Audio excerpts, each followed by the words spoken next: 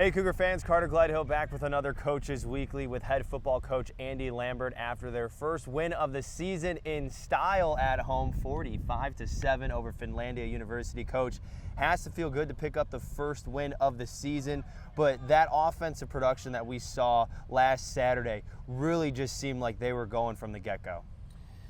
Yeah, no, I think we played really well. I think at times maybe not. You know, we had 14 penalties for almost 140 yards, so that's just not, our expectation.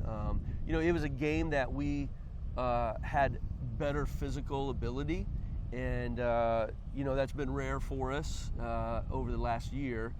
And so the thing about the game was we did what we should have done, right? So you have to go into games that you potentially should win, right? If we can even use that term.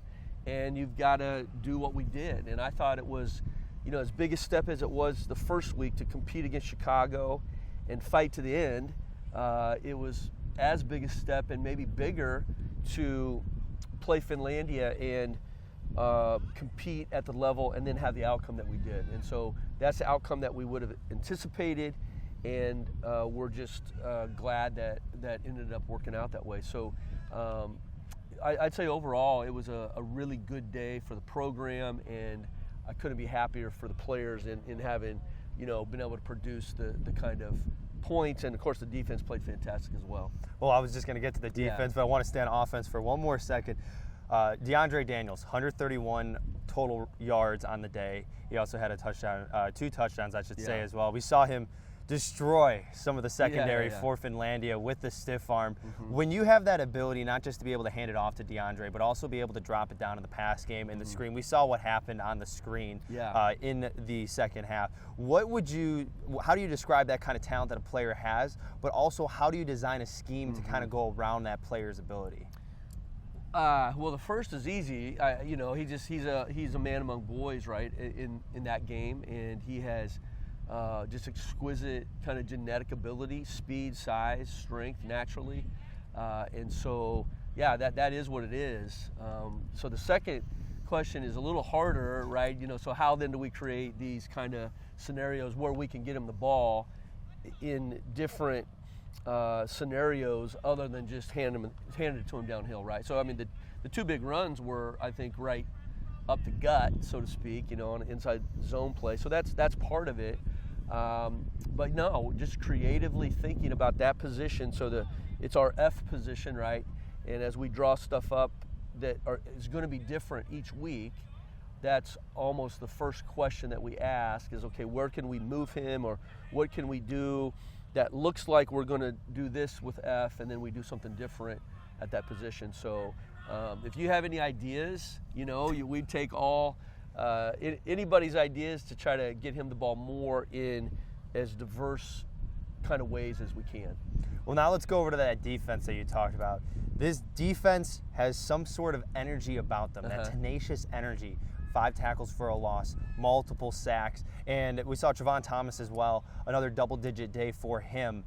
Only a sophomore linebacker, but he's playing like a big-time role player on this team. What is this defense really kind of like built itself on, the foundation of this defense that's allowed them for the last 2 games to be as ferocious and dominant as they have been?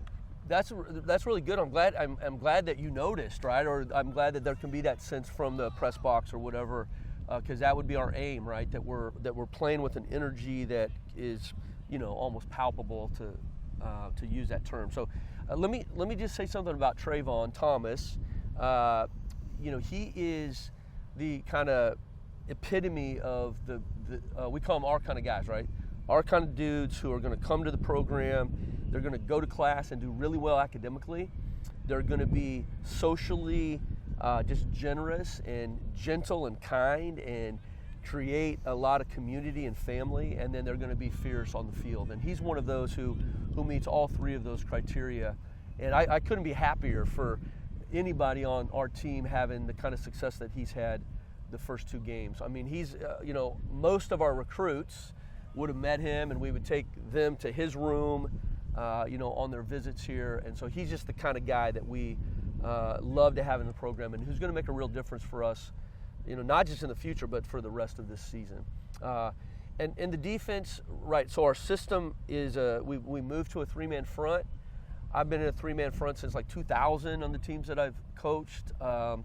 And Coach Butler has, he coached a three-man front, and so it's more natural to us. It fits our DNA a lot better than what we were trying to do last year. And we want to be super aggressive with it. So it's some technical kind of stuff, right? It's a 5-man blitz scheme, and then we can play zone behind it. It's kind of an old-fashioned look. I mean, it was around in the late 90s, and now there's a team in the Midwest who's doing it at a high level, and so that's sort of spread out to everybody else. And so it really is about being super aggressive and getting downhill with that energy, and that helps because you're not always just kind of back waiting to take a punch. So that's one. And then the second is just our coaches, Coach Butler, Coach Sevi, all the assistants on defense have brought an urgency to practice, and they've been able to get that done at least in the first 2 games that we've played.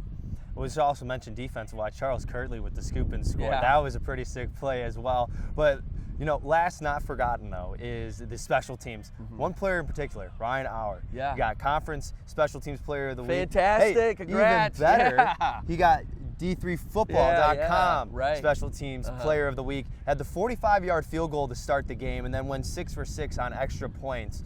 Having that sort of leg where you can trot out at any time and have that confidence where he can tell you exactly where the line is and you just have to get the ball there and he'll put it through.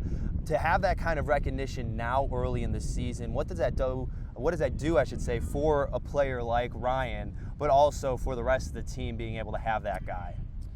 So Ryan takes his craft extremely serious, right? So he works extra hours. He's a constant researcher on his swing and the mechanics of that.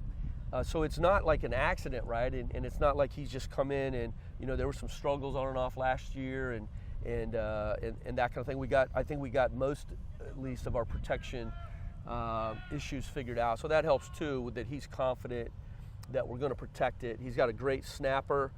This is interesting. The snapper is Parker Kelly, who came in as a quarterback, and then our holder is Finn, who's the starting quarterback. And so the three of them, we call them our battery.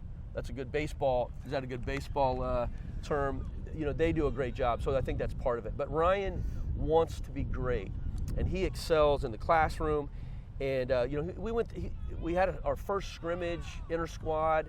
He missed a 2 or 3 field goals that we brought him out for in the range of that, and he pulled them left. And then by the time we came back the next day, he had fixed that, right? And so he's really serious about being great, and I think that's a quality that is going to serve him well in the future. But the sky's the limit for Ryan, there's no doubt, and I think that thing's, his range is going to keep getting deeper and deeper, and his accuracy is going to stay in a really good range. Well, it's always nice when you can have a guy like that who's as dedicated to the craft, but also to just be able to have that consistency too that you talk about. Let's look towards the game that we have on Saturday against Aurora University. Very tough opponent. Last season, it was a really tough loss on the road, 70-0. But right now we're seeing this team, it seems like at least this team is taking a step forward every day, not just from when you and I have talked about practice-wise, but it seemed like the game from U Chicago to Finlandia, there was that step forward that everybody took on all sides of the ball.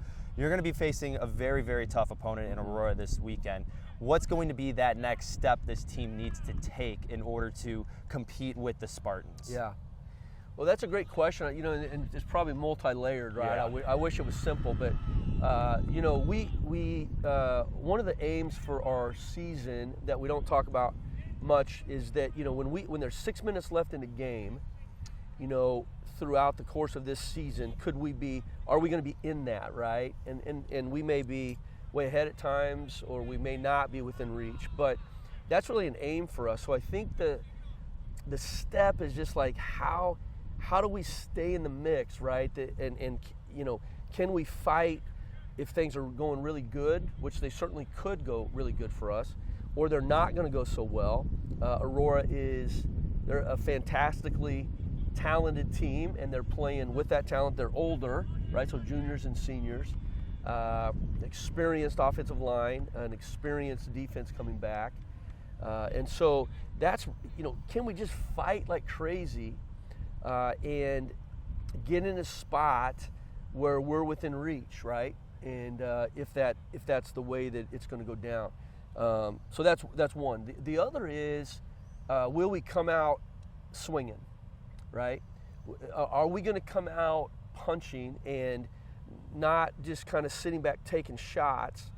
And that'll be a big step too. So I think looking at down into the late in the fourth, what's our energy level? How are we competing then? And then coming out from the get-go and just saying, listen, we can win this game, and we can play the best football that we have ever played, since I've been here, right? That's the only way I can evaluate it. And we can do that. And so let's do it from the beginning, And I think those are two things that, and then you got the whole game in between, right? But yeah, we got to come out swinging, right? And come out knowing that we can win the game and that we have to do some real specific things for that to happen. But having a blast, right? I mean, this is why you play, and these are the kind of games that you want to compete in. And if we're ever going to be what we hope to be as a program, then these are the kind of games that we want to relish, and we just want to love the challenge of it. Well, the Cougars are getting ready for their challenge against Aurora University on Saturday afternoon at 1 p.m. right here at Concordia Stadium. As you can follow along at CUCougars.com for the live stream, roster, stats, schedule, everything you need about CU football. I want to thank Andy Lambert again for taking time out of your day. You're welcome. As we get ready for another week of football. Hey, go Cougars, right? Go Cougars, yeah, let's do it. We'll see you next week.